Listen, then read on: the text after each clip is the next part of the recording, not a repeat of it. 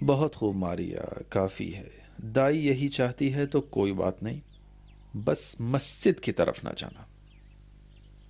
جی بانو۔ بخور جلاؤ تاکہ آقا کو نظر نہ لگے۔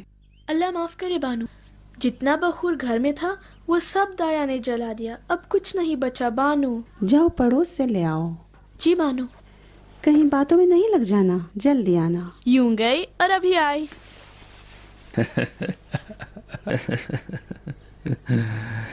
ماریا، اس بات کا خیال رکھو کسی بھی قیمت پر تمہیں اپنا تعارف نہیں کرانا ہے۔ اگر بہت اصرار کیا، پوچھا کون ہو، تو کہہ دو کہ میں ابن زیاد کی بیویوں میں سے ایک ہوں، محب علی۔ میں جھوٹ نہیں جانتی۔ ماریا، یہ جھوٹ مصلحت کی خاطر ہے۔ جوزف، تمہاری غیرت قبول کرتی ہے، میں ماریا ہوں، تمہاری بیوی۔ ایسا تصور بھی میرے لیے ناممکن ہے۔ ماریا، اگر مجھ میں غیرت نہ ہوتی تو میں بھی دوسرے ہزاروں کوفیوں کی طرح خود فروشی کی کمائی کھاتا اور اس خطرے کو مول نہ لیتا۔ وہ اگر اصرار بھی کریں تو اس کا جواب میں جانتی ہوں، مگر یہ نہیں بتاؤں گی کہ میں شوذب خزانہ دار کی بیوی ہوں۔ اچھا ٹھیک ہے، رہنے دو۔ ہو سکتا ہے مسلم ہانی کے گھر میں ہو، ایک لمبی قد و قامت والے، چوڑا سینہ، گندمی رنگ کی گھنی داڑھی، شفاف آنکھیں اور بھری مسلم کو ابرویں۔ میں اور پہچانتی ہوں، کہنا کیا چاہتے ہو؟ پہچانتی ہو تم؟ ہاں، جس دن میں مسجد گئی تھی کہ حسین کے دعوت نامے پر دستخط کروں تو ان کو دیکھا تھا۔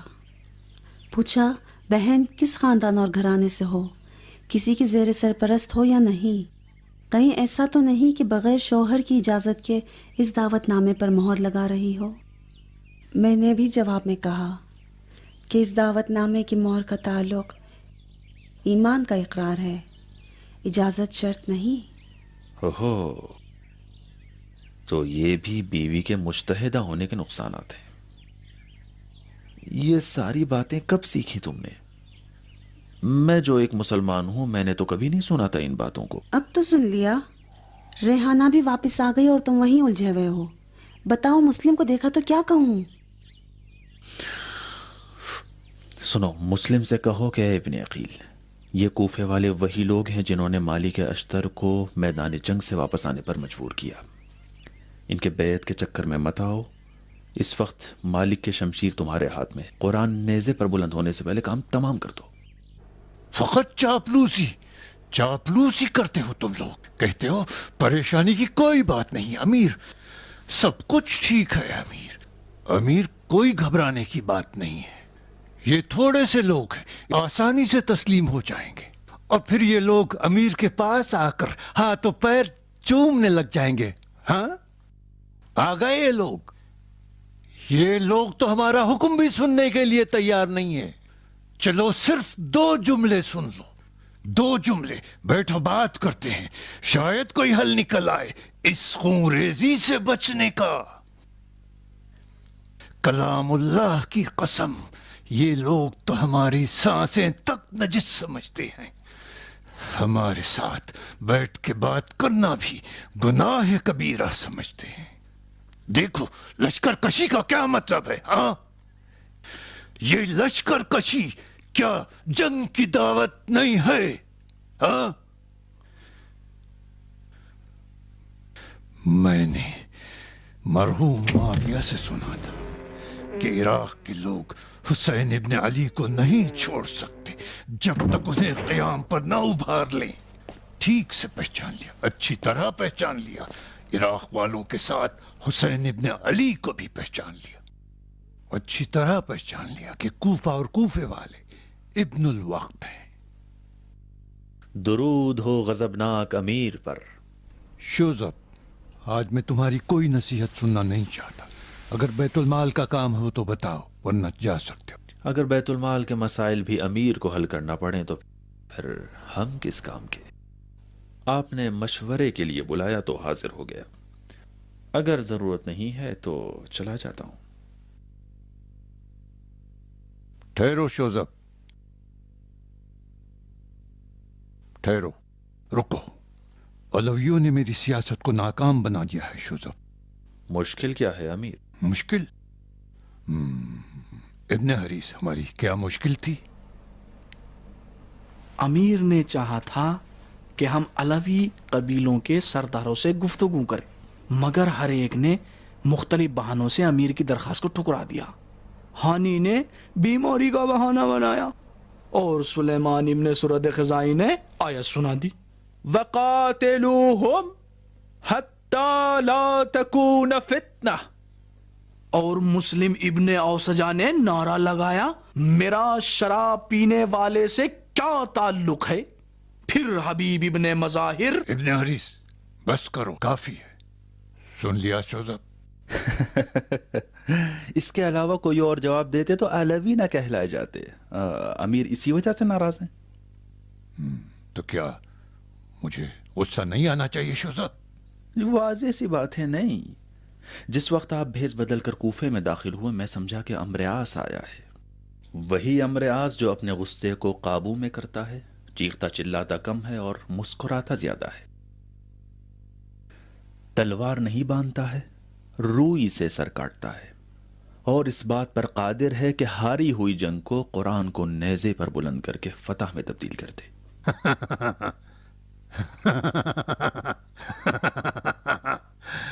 لیکن شوذب، تو کیا یہ لوگ پھر سے دھوکہ کھا جائیں گے؟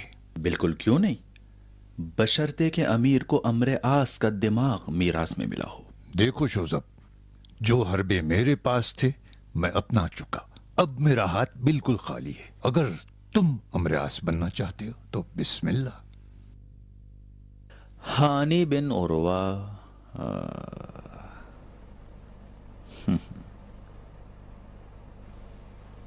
میں شرمندہ ہوں سردار۔ آپ کے دشمن شرمندہ ہوں جناب بیت المال، رخصت کی اجازت ہے امیر؟ زیادہ دور نہ نکل جانا سردار۔ شوذب بتاؤ، میں سن رہا ہوں۔ ہانی بن عروہ مریض ہے یا مریض ہونے کا بہانہ بنا کر امیر سے ملنے نہیں آیا؟ اب نہیں آیا جائے جہنم میں۔ خود امیر کیوں اس کی عیادت کے لیے نہیں چلے جاتے؟ کیا اس بات کا ڈر آپ کو ہے کہ کوئی آپ کو نقصان نہ پہنچا دے یا آپ کا غرور پامال نہ ہو جائے؟ فرض کرو کہ اس ملعون کی عیادت کو اگر میں چلا بھی گیا تو میرے ہاتھ کیا آئے گا؟ ہانی جیسے لوگ اپنے قوم و قبیلے کی وجہ سے کچھ سمجھے جاتے ہیں۔ آپ اپنے اس کام سے قبیلے میں ہانی کی قدرت اور اثر و رسوخ کو برباد کر سکتے ہیں۔ کم سے کم اس کا فائدہ یہ ہوگا کہ قبیلے مزہج امیر کی حسن نیت کو سمجھ جائے گا۔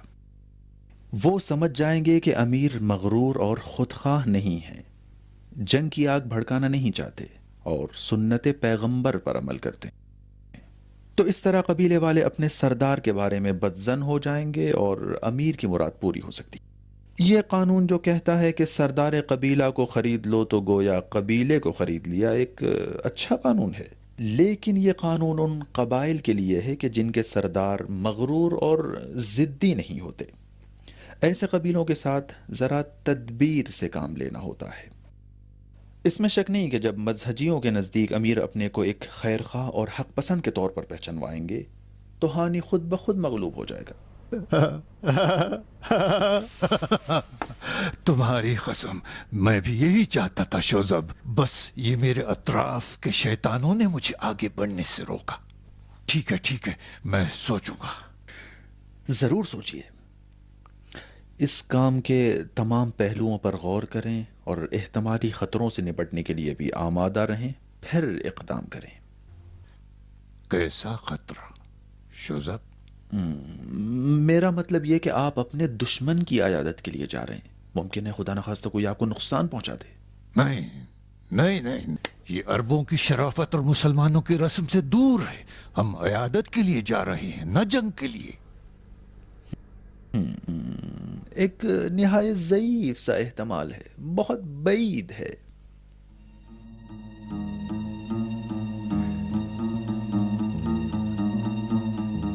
لیکن سن لو، ایک شرط کے ساتھ، تم بھی ساتھ آؤ گے۔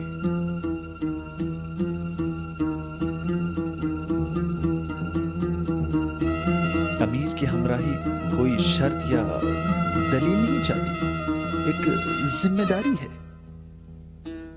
اگر امیر یہی چاہتے ہیں تو میں خوشی سے حاضر ہوں۔ ٹھیک ہے،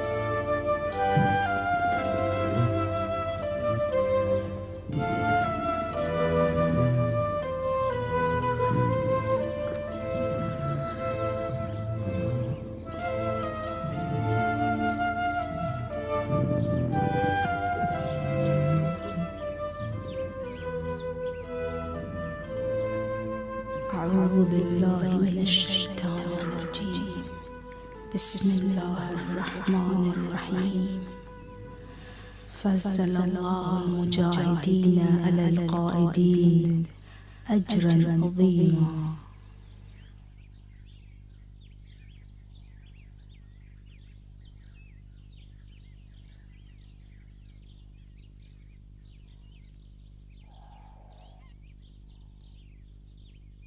تم کون ہو ہمشیرہ؟ علی کے مریدوں میں سے ایک. کس نے تمہیں یہاں بھیجا ہے؟ علی کے ایک مرید کا پیغام لائی ہوں. کس قبیلے سے ہو؟ شیعیان علی. یہ لگی چھپی باتیں نہ کرو ہمشیرہ. جب تک یہ نہیں بتاؤ گی کہ کون ہو اور کس کی طرف سے آئی ہو، میں تمہاری بات نہیں سن سکتا. اپنا تعارف نہ کرو گی تو جا سکتی ہو ہمشیرہ. یا شیخ، اس سے کیا فرق پڑتا ہے کہ میں کون ہوں اور کس کی قاصد ہوں؟ فرض کر لیجئے کہ ابن زیاد کی قاصد ہوں. آپ کچھ ایسی بات نہ کریں جو کل کو آپ کے جرم کے لیے سند بن جائے. فقط آپ پیغام کو سن لیجئے. آپ کس چیز سے خوفزدہ ہیں؟ اس گھرانے میں صرف خوف خدا کا تصور ہوتا ہے ہمشیرہ. میں ہانی بن عروہ مزہجی ہوں، علی کے شرمسار سپاہیوں میں سے ایک ہوں جو جہاد اکبر میں ناکام رہ گیا، اور نادم ہوں خدا کے علاوہ کہ جو ہمارے حالات سے واقف ہے کسی نوع بشر سے نہیں ڈرتا ہوں. ہم نے خوف کا گلا گہوارے میں ہی گھونٹ دیا تھا. ہماری ناف کاٹی نہیں گئی لیکن علی کا نام لے کر. لہذا جب تک ہماری مہمان ہو خوف کا نام نہ لینا. ہم نے شیطان کے بندے نفس امارہ کے قیدی یزید کی بیعت توڑ دی ہے. اگر ثبوت کے ذریعے ہمارا جرم ثابت ہو تو حسین کے خطوط پر ہمارے دستخط کافی ہیں. آخر تم کون ہو؟ ایک بندے خدا. خدا شیطان کے شر سے بچائے. بخار کی شدت نے مجھے بدحواس کر دیا ہے. ضعیفہ، اگر اس سے زیادہ مجھے الجھانے کی کوشش کی تو مہمان پر زیادتی کا حق رکھتا ہوں. اگر اپنا تعارف نہ کرایا تو گھر کی کنیزوں سے جاسوسی کے جرم میں تمہیں پٹوا دوں گا. میں ایک ضعیفہ ہوں شیخ، اور بزدل بھی. آپ کی طرح شیر دل اور بہادر نہیں کہ اپنے ارادت کو اپنے نام کے ساتھ درج کروں. میں اپنی ذمہ داری سمجھ کر اس حالت میں امید لے کر آئی ہوں کہ آپ جیسے نیڈر علی کے شیدائی مجھ سے میرا نام و نشان نہیں پوچھیں گے. کیونکہ جھوٹ بولنا حرام ہے، میں جعلی نام و نشان سے آپ کے شک کو برطرف کرنا نہیں چاہتی. اب جب آپ میری سننا نہیں چاہتے تو اجازت دیجیے رفع زحمت کروں.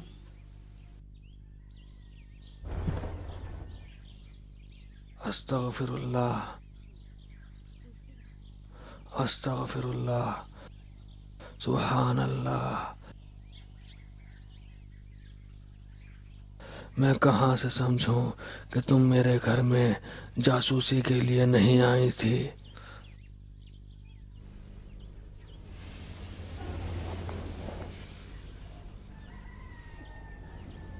جناب ہانی، اس گھر کی ایک کنیز جو ظاہراً گونگی اور بہری تھی اپنے اشاروں سے آپ تک پہنچنے میں میری رہنمائی کی۔ اب آپ بھی مجھے جاسوس سمجھ کر کچھ نہ کہیے تاکہ آپ کے گھر کے راز سے میں واقف نہ ہو سکوں۔ فقط سن لیجئے کہ میں کیا کہتی ہوں۔ مجھے جاسوس سمجھ کر بولنے سے پرہیز کیجئے، فقط خاموشی سے سن لیجئے۔ سبحان اللہ، میں نے آج تک اتنی فہم عورت نہیں دیکھی۔ اپنی باتوں کو کہو۔ ابن زیاد آپ کی عیادت کے لیے آ رہا ہے تاکہ پیراہن عثمان کی طرح دوبارہ بہانہ رچائے اور لوگوں کو دھوکہ دے۔ کوفیوں کو تو آپ جانتے ہی ہیں، ابن زیاد کو تو آپ جانتے ہیں کہ وہ عمرو عاص کا وارث ہے، اسے نابود کر دو۔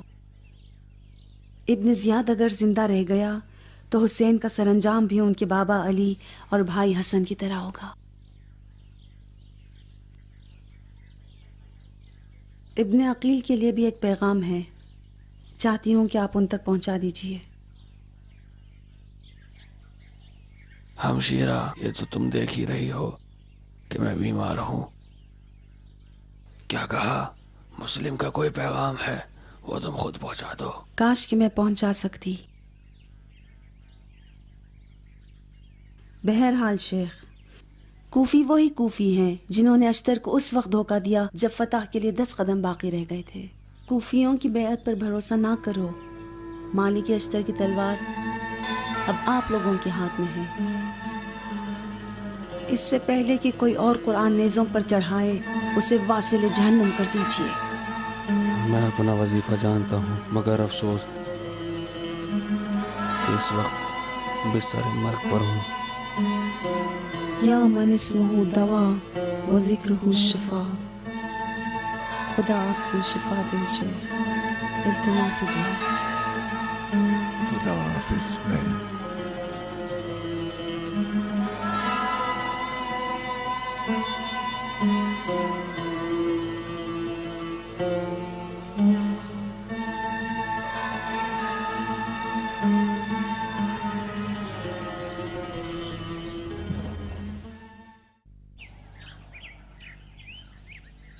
جناب ہانی، اے میرے آقا، امیر آپ کی عیادت کے لیے آئے ہیں۔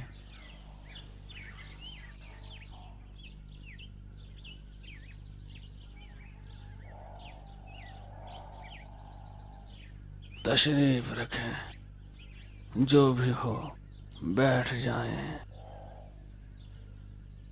لگتا ہے کہ سخت بیمار ہے۔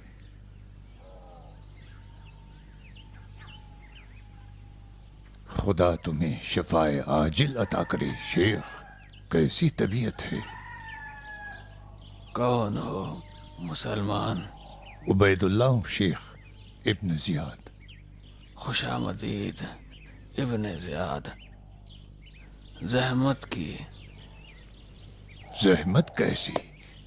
یہ میرا وظیفہ ہے شیخ، لیکن افسوس کہ کوفے میں اتنی مصروفیت رہتی ہے کہ آدمی سر کھجلانے کی فرصت نہیں پاتا۔ مجھے معاف کرنا جناب ہانی، میں دیر سے آیا ہوں۔ ہاں، سنا تھا کہ مختصر سی بیماری ہوگی، لیکن نہیں معلوم تھا کہ اس قدر بیمار ہوں، ورنہ جلد ہی عیادت کے لیے حاضر ہوتا۔ جو مرضی اللہ کی، بیٹھ جائیں، تشریف رکھیں۔ نہیں نہیں نہیں نہیں، اپنے آپ کو زحمت نہ دو، میں راضی نہیں ہوں شیخ۔ شیخ، اپنے آپ کو زحمت نہ دو۔ کیوں کھڑے ہو مسلمان؟ تم بھی بیٹھ جاؤ۔ خدا آپ کو طول عمر عطا کرے۔ جی، ابھی بیٹھتا ہوں۔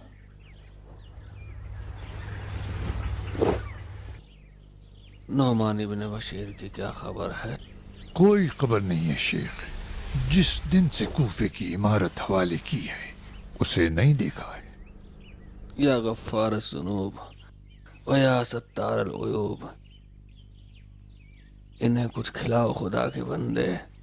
نہ نہ نہ، ہم عیادت کے لیے آئے ہیں، نہ پیٹ بھرنے کے لیے۔ نہ ڈرو امیر، نہ تو یہ گلے میں پھنسے گا न तुम्हें मसमूम करेगा। तंजुर किनाया सुन रहे हो शोजा? खुदा का शुक्र कि शेख की जबान अभी भी तेज और उसी तरह काटने वाली है। बज़ाहिर ज़बान की तेज़ी कोई हैसियत नहीं रखती। आजकल तो लोग मुश्किलात के हल के लिए तलवारें तेज करते हैं। खुदावंद आलम इन खराब कारों को माफ न करे। जनाब हानी, हम और आप हुकूमती मसाइल में हम ख्याल नहीं है, लेकिन ये हमारी दोस्ती और बरादरी में रुकावट नहीं होनी चाहिए। बहरहाल हम आपकी अयादत को आए हैं और दुआ करेंगे कि जल्द से जल्द शफा हासिल हो, और फिर हम आपस में बैठकर बहस व मुबाहिसा करेंगे।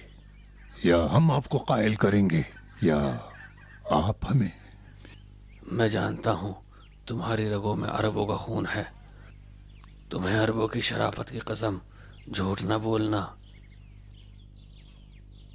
बताओ क्यों दुश्मन की आयादत को आए हो अरब? फिर से तंज की बातें शुरू कर दी शेख।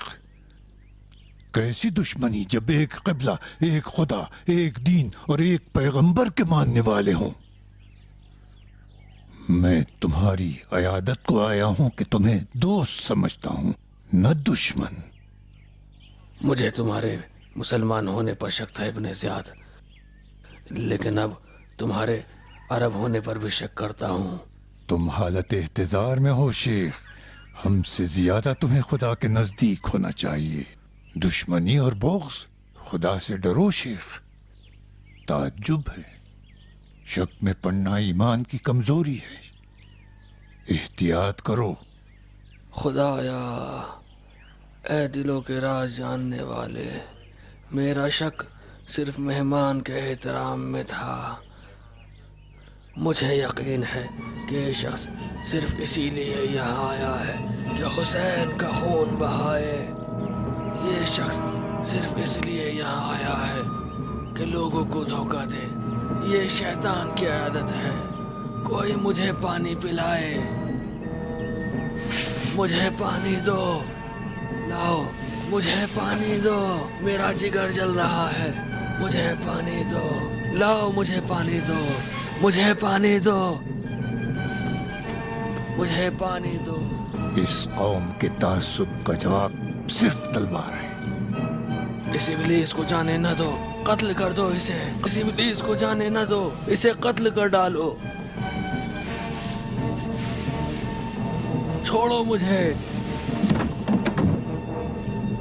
इब्न अकील, क्या ये करार नहीं था कि जब मैं पानी मांगू तो तुम उसे कत्ल कर दो? ये न कर सका शेख, न कर सका। मैं अपने मौला को क्या जवाब देता?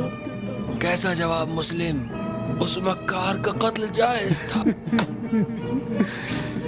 मैं उसे कैसे कत्ल करता शेख? वो बेदिफाया था, वो बेदिफाया था। तो फिर क्यों कबूल किया था? इस कोठड़ी में क्यों छुपे रहे? उस वक्त मुझ पे गैज़ और गज़ब गालिब था। ये मैं भूल गया था कि मेरे चचा अली है, अली है। अली, ये तुम्हारा कितना सख्त रास्ता है अली। ये मुझे किस सख्ती में डाल दिया अली। अली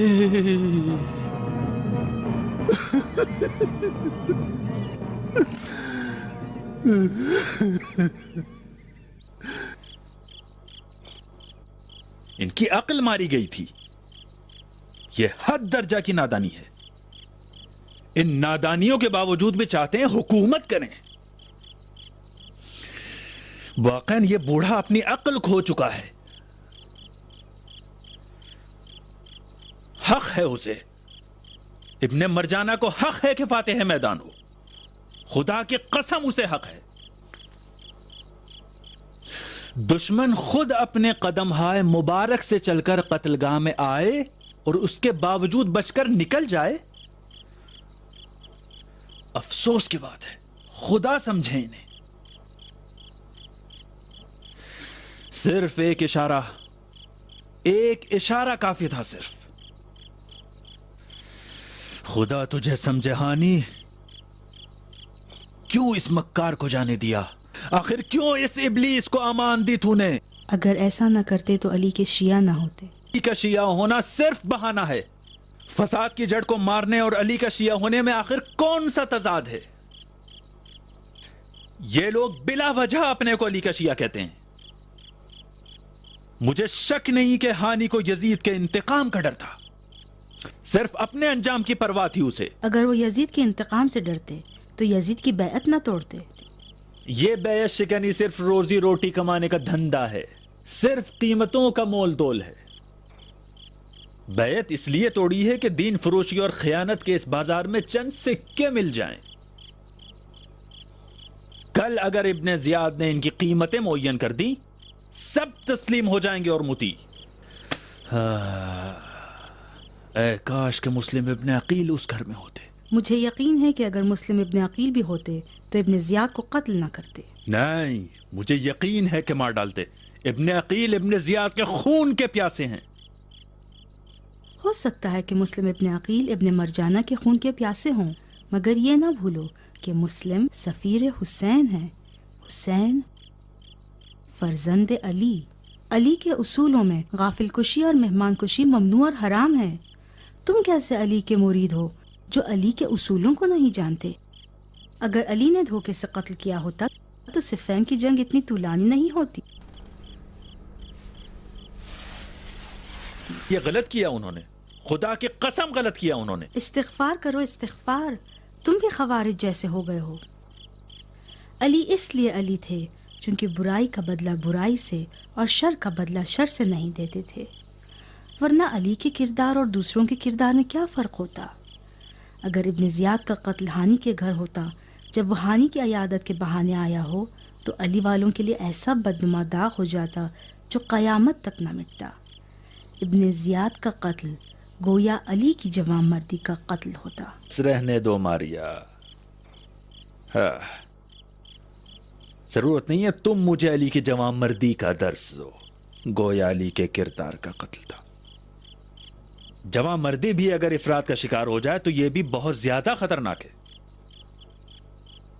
ہمارا دین ایک معتدل دین ہے۔ یہ ایک بہترین موقع تھا جسے حسین کے حامیوں نے ہاتھ سے گنوا دیا۔ لعنت ہو ایسی حماقت و نادانی پر۔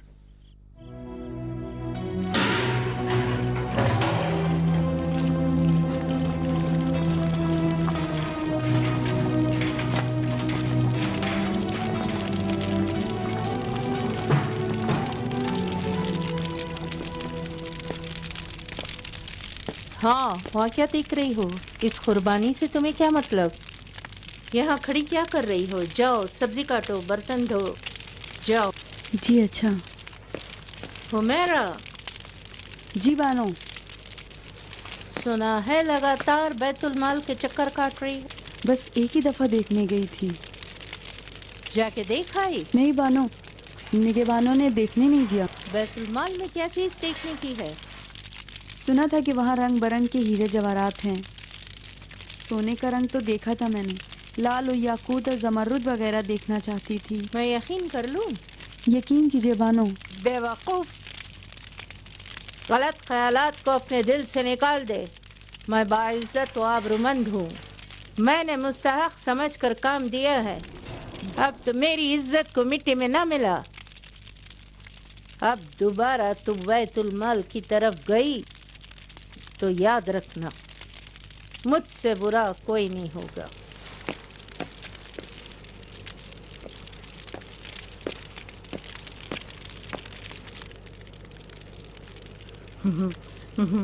بڑی بد مزاج عورت ہے لیکن نرم دل ہے، اگر تھوڑی سی کوشش کرو تو تم اسے چکما دے سکتی ہو۔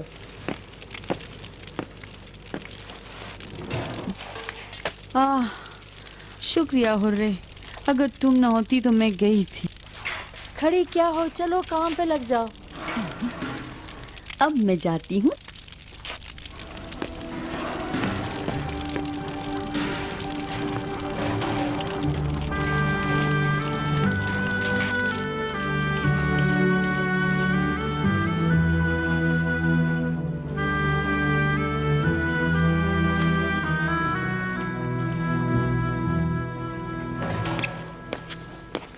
सलामत रहो, बड़ा काम कर रही हो।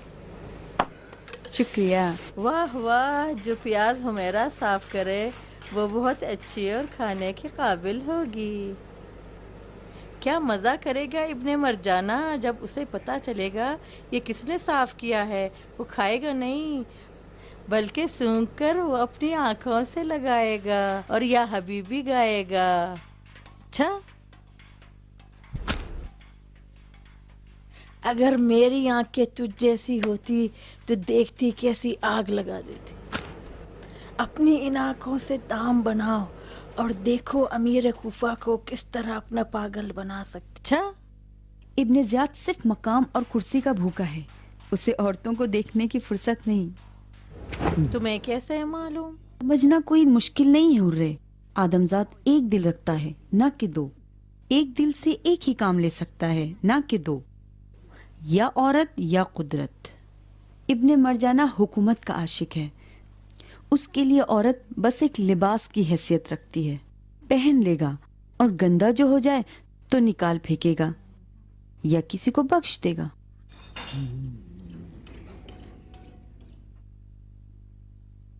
तुम्हारी जादू भरी आंखों के पीछे कोई चीज है जो तुम बताना नहीं चाहते।